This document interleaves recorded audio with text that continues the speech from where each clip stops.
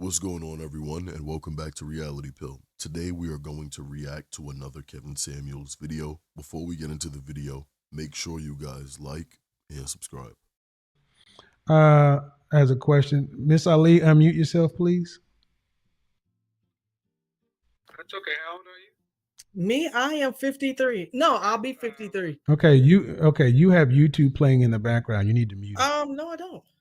Okay. But we can stop that. Well, Okay, so you're 53? I am. Okay, so what's the question? What are we talking about today? Let me see if somebody else has a conversation. Yep. Yeah, I'm hearing YouTube playing in the background, so you need to close the YouTube windows. I think you need to have open the StreamYard. Don't unmute yourself until you close the windows. I'll tell you one thing about my generation, man. We suck at technology. Man, you have YouTube playing in the background or another window open. I'm going to mute you. I keep hearing back. Stop unmuting yourself until you close down all the other windows. Okay. I keep telling her to stop unmuting herself, but she keeps doing it. One thing my Generation X, the people who grew up with Atari 2600 and stuff, my generation thought computers and software was a joke. And it grinds my gears to no end. The Generation X sucks at technology. Not only that, any video you show them, they always ask you, do you know this person? Like, no, why would I know this person? I'm just showing you a video. I don't know this person. But yeah, it is funny that, his generation really did suck with technology. And then now you see like any child, they could pick up an iPad and know how to use it to a T, and they just got here. You see me, and I am nimble with the technology, always learning. It's a goddamn shame that the people at our age who have the most wisdom suck at this stuff. I'm not saying you, Miss Ali. I'm just saying in general. Go ahead. Let me just say. Okay. Go ahead. Great. No, I'm grateful to be on here. Finally, I was able to. I don't necessarily disagree. And I say in the most humblest manner, I am a Muslim. Okay. And I say, I want to disagree. Oh, just humor me. And okay. Our women today that come on, I watch you, and it pains me sometimes. Their behaviors, the way that they don't listen.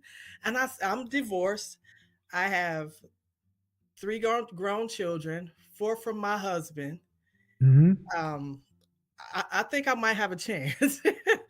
So what do you disagree about? What do you disagree with? That a woman my age, the possibility of me finding a man or a man finding me or being chosen. I disagree. I think with the behaviors of my sisters, how unfortunate. I think that there's a great possibility. I don't need a 6-figure man. Okay, you talking about you or you talking about your sisters? Me. Okay. Yes. A blind squirrel can find a nut. No. I listen to. Okay, I let you speak unmolested. A blind squirrel can look up and find a nut. Mm-hmm. What percentage chance would you give the average 50-plus-year-old unmarried Black woman at finding a husband?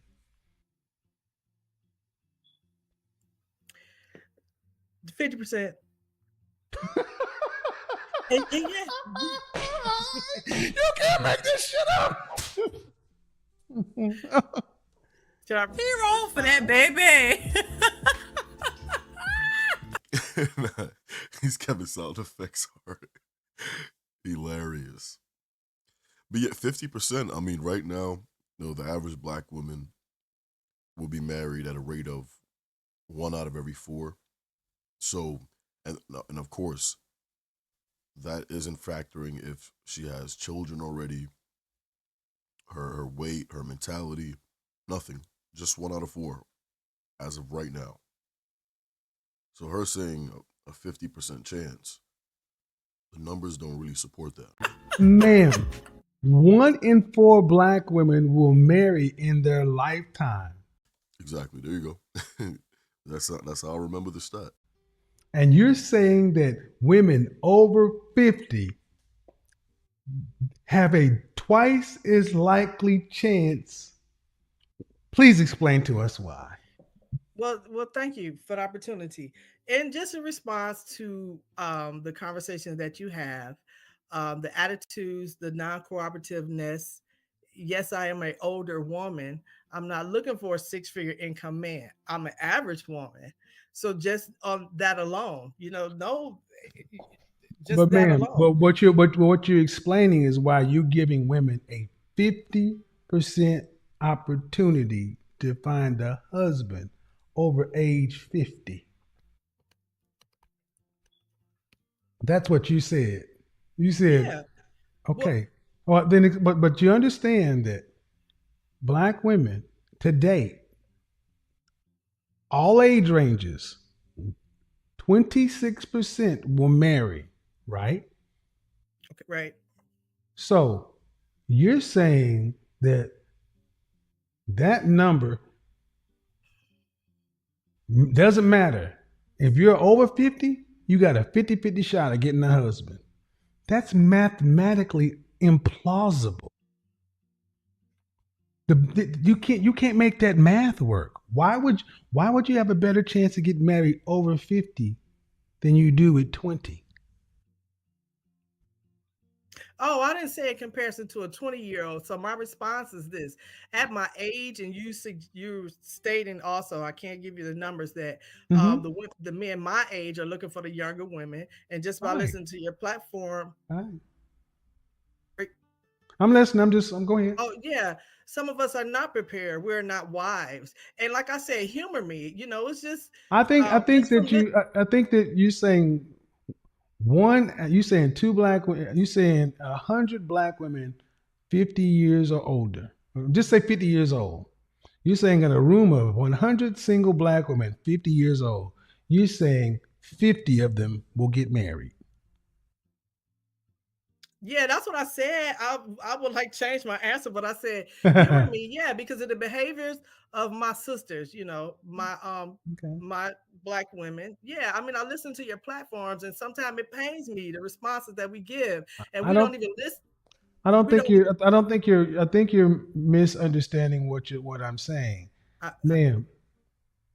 If there were today, the number says that one in four, 20 in that room of 100 black women, only 26 of them will get married.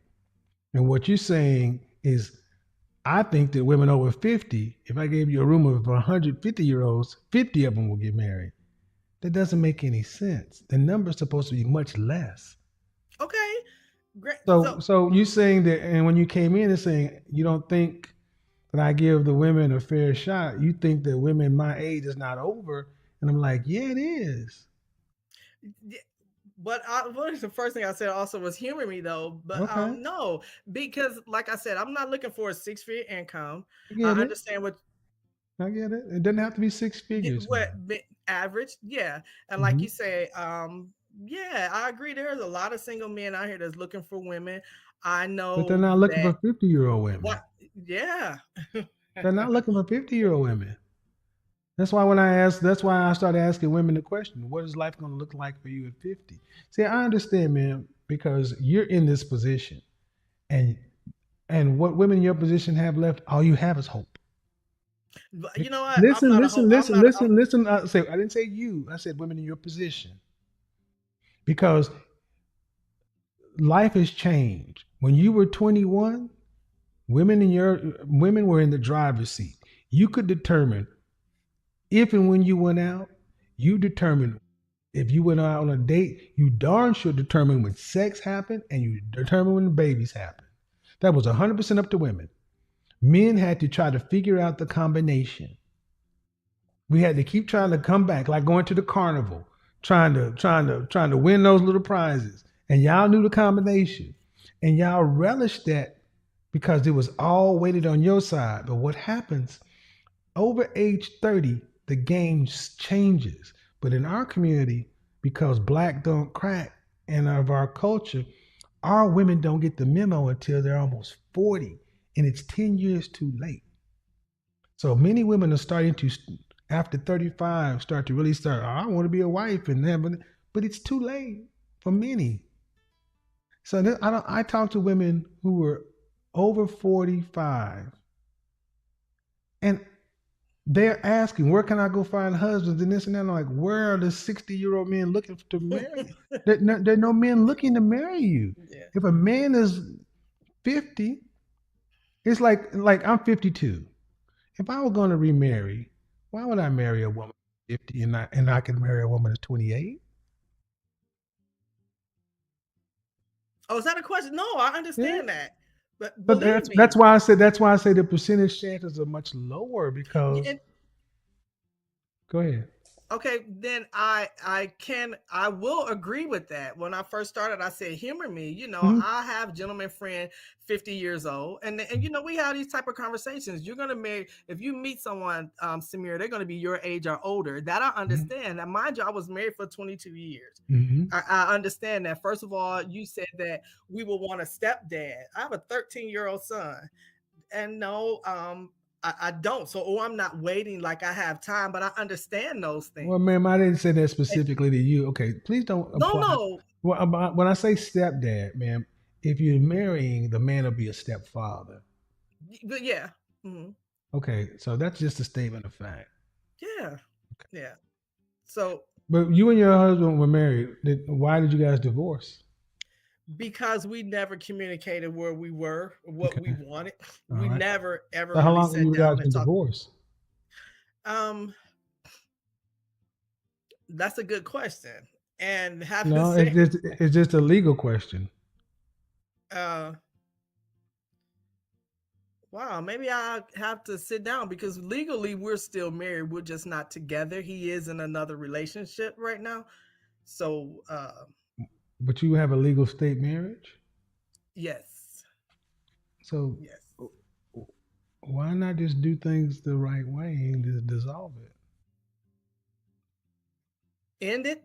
Yeah, Yeah, and I listen to what you say. So he because you has a can't two. move into another situation even if it presented itself. Yeah, so he had as he so Come on, as he right now. Let me just give you a stat that this woman is looking at. This woman came in saying she was Muslim, and I'm not sure is that the proper way to say? Is it Muslim or Muslim or Muslim?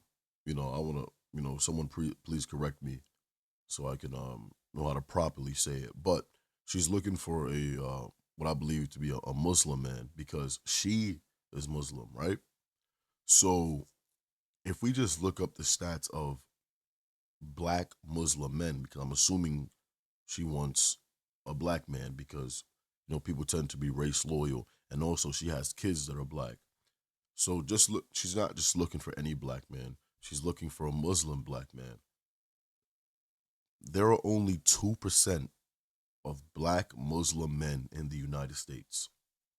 2%. And then she's looking for someone to be over 50 or her age. That's less than 2% at that point. And then why would he choose her when he can go ahead and choose someone younger? Let's just say some of that percentage want a younger women. She's literally, quite literally, dwindling herself down to like a 0.2 or 3% chance of finding this ideal man. Just her ideal man, just a black Muslim man that wants to come into this fray and jump into this situation and take care of this. And then he also has to be open to dating a woman of his age. Those stats don't favor heavily for her. he has a two-family income, it would be plausible that he is the one that spends the money and file for a divorce. He's moved on with his life. I agree. I'm not a bitter woman, you know. So But okay, one thing that I understand with us, we don't do things in order. Do you want to be remarried? um I would like to be, yeah, I do. Okay. Um. Well, if you're not living together and he's in another relationship, the divorce needs to happen, but all I'm saying is that I'm a strong advocate for families staying together because when's the last time you had a date?